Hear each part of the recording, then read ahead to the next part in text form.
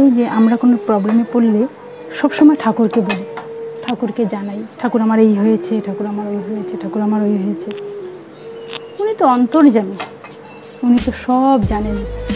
তবুও আমাদের মনকে সান্ত্বনা দেওয়ার জন্য আমরা তাকে জানাই, তাকে বলি, মুখ ফুটে বলি। এই যে 4 আঙ্গুল কপাল আছে না, এই 4 আঙ্গুল কপালে যখন আমি ভূমিষ্ঠ হয়েছি, উনি তখন আমার অতীত, আমার বর্তমান, আমার ভবিষ্যৎ সব লিখে দিয়ে গেছেন।